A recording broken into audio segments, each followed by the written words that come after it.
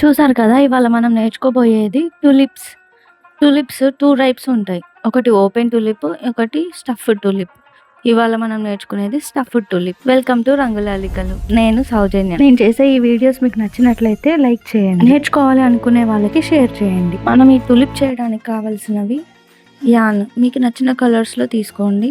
తర్వాత hook, scissors, మనకి floral wires, ఇంకా ఫైబర్ కావాలి. అంటే కాటన్, ఇంకా నీడిల్, వైర్ కట్ చేయడానికి ప్లస్ బెండ్ చేయడానికి వైర్ బెండర్స్ కావాలి. ముందు మనము లీఫ్ చేద్దాం. లీఫ్ చేయడానికి స్లిప్ నాట్ వేసుకొని 20 చైన్స్ అల్లాలి. ఇప్పుడు 1, 2, 3, 4 ఇక్కడ నేను మిస్టేక్ చేశా. ఈ మిస్టేక్ని అట్లనే కంటిన్యూ చేయకూడదు. మళ్ళీ యాన్ని ఇప్పి మళ్ళీ అల్లాలి. 4, 5, 6, 7, 8, 9, 10, 11, 12, 13, 14, 15, 16, 17, 18, 19. ఈ 19 తర్వాత 20ది అల్లేటప్పుడు వైర్ తీసుకోండి. నేను తీసుకున్న వైర్ సైజు 26, అంటే కొంచెం సన్న వైర్ తీసుకున్నా.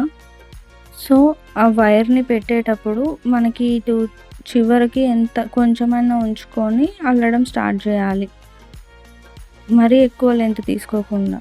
ఇప్పుడు మనం అల్లిన ఈ 20th చైన్ని స్కిప్ చేసి 19th చైన్లో సింగిల్ క్రాషేని అల్లాలి. ఇక్కడ మనం వైర్తో పాటే అల్లుకుంటూ రావాలి. దాని తర్వాత హాఫ్ డబుల్ క్రాషే అల్లాలి. ఈ హాఫ్ డబుల్ క్రాషే అల్లడం అయిపోయాక మిగతావన్నీ ఒక 14 డబుల్ క్రాషెస్ని అల్లుకుంటూ రావాలి. లాస్ట్లో 3 చైన్స్ మిగిలాలి మనకి. మీరు ఎన్నైనా డబుల్ క్రాషెస్ అల్లండి, కానీ లాస్ట్లో 3 చైన్స్ మిగిలాలి. సో నేను డబుల్ క్రాషెస్ అన్నీ అల్లాక చూపిస్తా. లాస్ట్లో 3 చైన్స్ మిగిలాయి కదా, ఈ 3 చైన్స్లో ఫస్ట్ ఒక హాఫ్ డబుల్ క్రాషే అల్లాలి. దాని తర్వాత ఒక సింగిల్ క్రాషే వేయాలి. ఇప్పుడు ఒకటే చైన్ మిగిలింది కదా, ఆ ఒక్క చైన్లో 3 సింగిల్ క్రాషెస్ని అల్లాలి. ఆ వైర్ని ఉంచే అల్లుతూ ఉండాలి.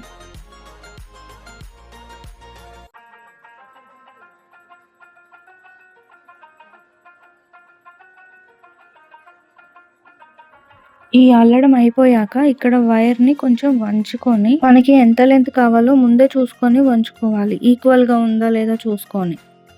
నెక్స్ట్ ఇప్పుడు ఈ పక్కన పార్ట్ అల్లేటప్పుడు ఆ తోకని కూడా కలుపుకొని వైర్తో పాటు అల్లుతాం. అయితే ఈ ఫస్ట్ 3 సింగిల్ క్రాషెస్ అల్లిన దాని పక్కన మళ్ళీ సింగిల్ క్రాషే ఎందులో అయితే అల్లామో దానికి ఆపోజిట్ సైడ్లో మళ్ళీ సింగిల్ క్రాషేని అల్లాలి. ఇప్పుడు అంతా ఎగ్జాక్ట్ ఆపోజిట్గా అల్లుతూ వస్తామన్నమాట. హాఫ్ డబల్ క్రాషే అల్లిన దాంట్లోనే పక్కన హాఫ్ డబల్ క్రాషే. సో ఇప్పుడు ఈ డబల్ క్రాషెస్ అన్నిటిని మళ్ళీ ఆపోజిట్లో డబల్ క్రాషెస్ని అల్లుకుంటూ వస్తాము. ఇప్పుడు నేను చూపిస్తున్నా చూడండి, అట్లనే ఈ డబల్ క్రాషెస్ అన్నిటికీ ఆపోజిట్లో అల్లుకుంటూ రావాలి.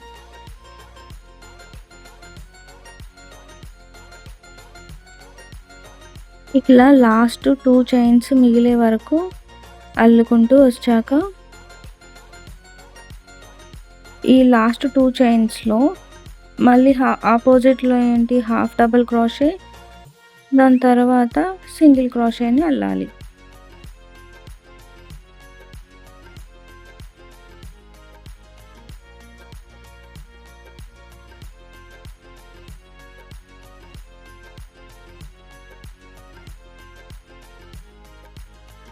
ఈ సింగిల్ క్రోషేని కూడా అల్లడం అయిపోయాక స్లిప్ స్టిచ్ చేసుకొని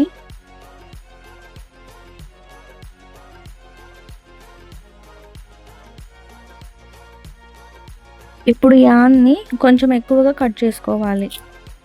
ఎందుకంటే ఇప్పుడు ఈ యాన్తోని ఆ వైర్ని మొత్తం చుట్టుకోవాలి. మనము ఎంత కావాలో అంతవరకు చుట్టుకోవాలి. ఇప్పుడు నేను చూపిస్తున్నట్టుగా లీఫ్ని కొంచెం ఇట్లా గుంజితే స్ప్రెడ్ అయినట్టు అవుతుంది. ఇక్కడ వైర్ని కూడా ఇట్లా దగ్గరికి ఒత్తుకుంటే మన ఈ స్టిచెస్ అన్నీ కూడా దగ్గరికి కనిపిస్తాయి. సో అట్లా చుట్టుకొని ఎంతవరకు వీలైతే మనకి ఎంతవరకు కావాలో అంతవరకు చూసుకొని చుట్టుకోవాలి.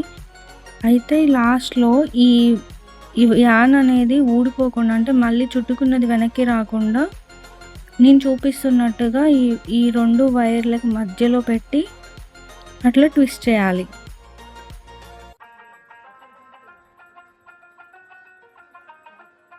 సో, మనకి చూడ్డానికి ఇట్లా ఉంటది లీఫ్. ఇప్పుడేంటంటే వెనక మనము అది తోకతో పాటు అల్లుకుంటూ వచ్చాం కదా! ఇది యాన్ కనపడకుండా. సో, దాన్ని కొంచెం కట్ చేస్తే ఇంకా అది ఊడిపోదు. లీఫ్ అయిపోయింది.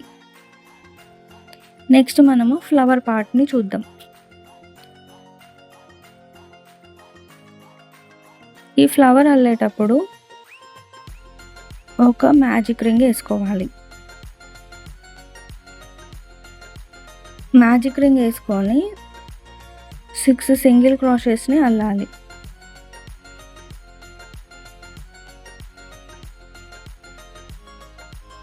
ఈ 6 సింగిల్ క్రోషెస్‌ని అల్లడం అయిపోయాక మ్యాజిక్ రింగ్‌ని క్లోజ్ చేసి స్లిప్ స్టిచ్ చేసుకొని నెక్స్ట్ రోని స్టార్ట్ చేయాలి. ఈ నెక్స్ట్ రో నుంచి మనం ఇంక్రీజెస్ చేస్తాము. అంటే ఎవ్రీ సింగిల్ క్రోషే ఏసిన స్టిచ్‌లో 2 సింగిల్ క్రోషెస్‌ని అల్లుకుంటూ వస్తాము. టోటల్‌గా 12 సింగిల్ క్రోషెస్ అయితాయి.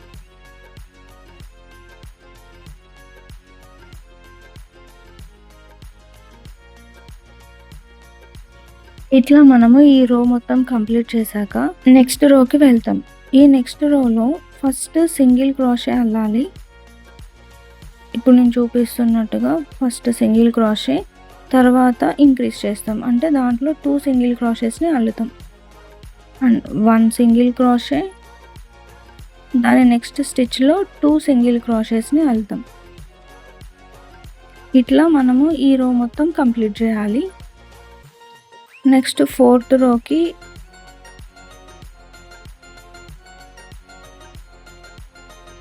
సేమ్ మళ్ళీ 4th రోలో 1 సింగిల్ క్రోషే, మళ్ళీ ఇంకొక సింగిల్ క్రోషే, తర్వాత ఇంక్రీజ్.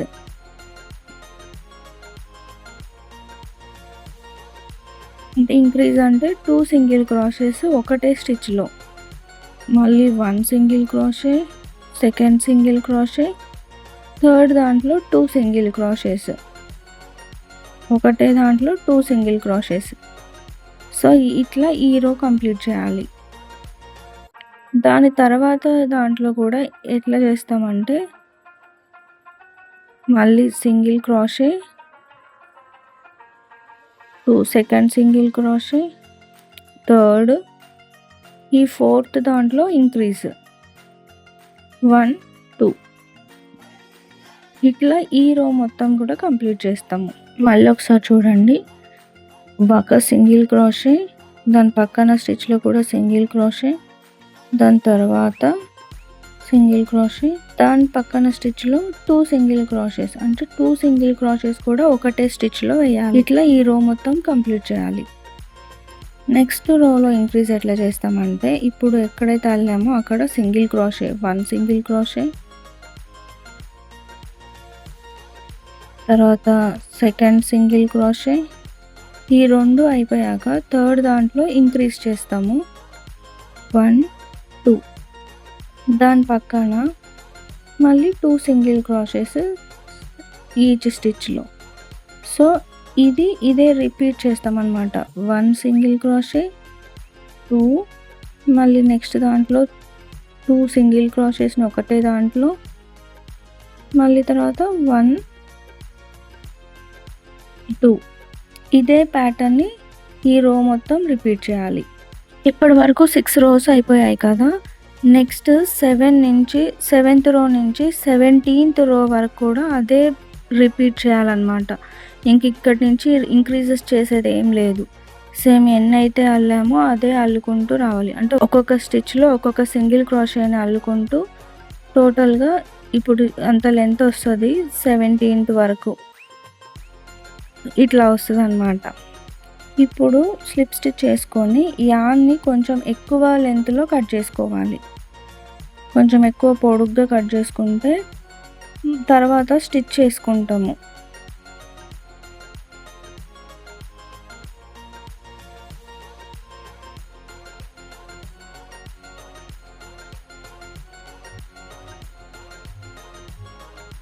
మొత్తం స్లిప్ స్టిచ్ చేసుకున్నాక మనకి చూడ్డానికి ఇట్లా ఉంటదన్నమాట, ఒక బౌల్ లాగా. నెక్స్ట్ వైర్ తీసుకొని దాన్ని నేను చూపిస్తున్నట్టుగా కొంచెం వంచుకొని చిన్నగా షేప్ చేసుకోవాలి.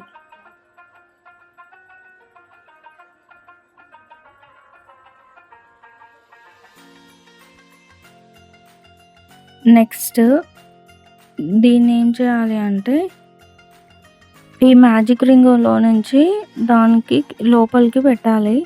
ఇప్పుడు నేను చూపిస్తున్నట్టుగా. ఇక్కడ నేను ఒక మిస్టేక్ చేశా. మీరు అది చేయకండి. ఇప్పుడు నేను చూపిస్తున్నట్టుగా పెట్టాక గ్లూ పెడతా నేనిప్పుడు. గ్లూ పెట్టడానికి ముందే అందులో ఫైబర్‌ని ఫిల్ చేస్తే అంటే కాటన్‌ని ఫిల్ చేస్తే అప్పుడు గ్లూ పెట్టి ఈ వైర్‌ని కొంచెం గుంజితే అప్పుడు గట్టిగా ఉంటది. నేనది ముందు పెట్టకుండానే డైరెక్ట్‌గా ఈ వైర్‌ని గుంజేసిన. సో, ఇట్లైనా చేయొచ్చు, అట్లైనా చేయొచ్చు. ఇప్పుడు ఇవాళైతే నేను ఇట్లా చేస్తున్నా. నెక్స్ట్ టైం నేను ఎట్లా ఫైబర్‌ని పెట్టి ఎట్లా చేస్తే బావుంటదనేది చూపిస్తా. ఇప్పుడు ఇది ఇట్లా స్టిక్ చేసుకున్న తర్వాత దీంట్లో కాటన్ పెట్టేయాలి. దానికి సరిపోయేంత కాటన్‌ని పెట్టేయాలి. మనకెంత కావాలో అంత పెట్టుకున్న తర్వాత నీడిల్ తీసుకొని మనం ఇప్పుడు ఎక్కువ వదిలిపెట్టిన యాన్ ఉంది కదా! దాన్ని నీడిల్‌లో పెట్టేసుకొని నేను చూపిస్తున్నట్టుగా కుట్టాలి. సో, ఫస్ట్ హాఫ్ చేయాలి. ఇప్పుడు అది ఇట్లా ఉంది కదా! సిలిండర్ లాగా దాంట్లో ఇప్పుడు నేను చూపిస్తున్నట్టుగా హాఫ్‌కి అట్లా గట్టిగా గుంజి కుట్టాలి. కొంచెం టైట్‌గా పట్టుకోవాలి. నేను ఇందులో కొంచెం ఫైబర్ ఎక్కువ పెట్టా. నెక్స్ట్ ఇట్లా హాఫ్‌కి ముడిచి కుట్టేసిన తర్వాత నెక్స్ట్ ఇటువైపు ఇట్లా తిప్పుకొని ఇక్కడి నుంచి మళ్ళీ హాఫ్‌కి కుట్టాలి. సో, మనకిట్లా 4 కార్నర్స్ లాగా వస్తది. మరీ అంత కాటన్ కూడా పెట్టకూడదు. బయటికి కనిపిస్తుంది. కొంచెం తీసేయాలి. సో, ఎంత కావాలో అంతవరకే పెట్టుకోవాలి కాటన్. మొత్తం నేను ఇట్లా కుట్టేయండి.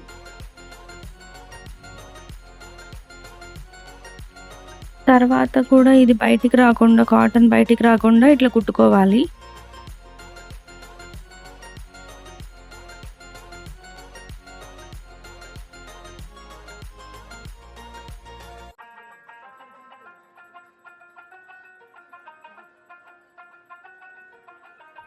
మొత్తం కుట్టేయడం అయిపోయాక ఈ యాన్ని లోపలికి పెట్టేసుకోవాలి హుక్ యూజ్ చేసి. లాస్ట్‌లో నేను చూపిస్తున్నట్టుగా అట్లా అంటే మొత్తం ఫైబర్ అంతా లోపల సెట్ అయిపోయి నీట్‌గా ఉంటది. నెక్స్ట్ మనము లీఫ్‌ని ఎట్లా పెట్టాలి అనేది చూద్దాం.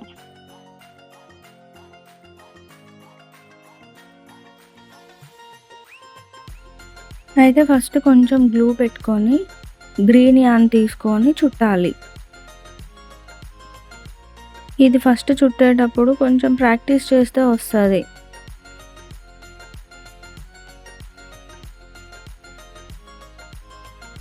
అట్లా కొంచెం దూరం వరకు చుట్టుకున్న తర్వాత మనకి లీఫ్ ఎక్కడి నుంచి కావాలి అనేది ముందే చూసుకొని అంతవరకు చుట్టుకోవాలి.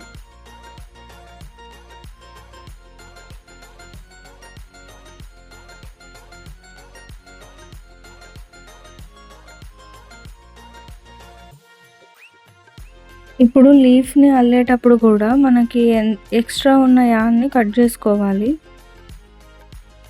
లేదంటే అక్కడ ఎక్కువ మందంగా కనిపిస్తది. సో, ఇప్పుడు నేను చూపిస్తున్నట్టుగా పెట్టుకొని కలిపి చుట్టుకోవాలి అన్నమాట యాన్ని టైట్‌గా.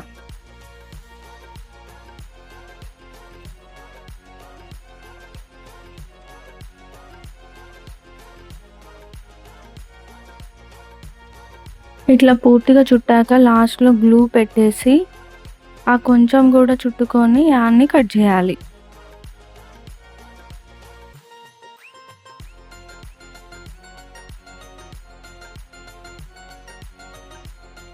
చూసారు కదా! టులిప్ బడ్ అల్లడం చాలా ఈజీ. బావుంది కదా! దీన్ని లైట్‌గా ఇట్లా బర్న్ చేస్తే నీట్‌గా కనిపిస్తది.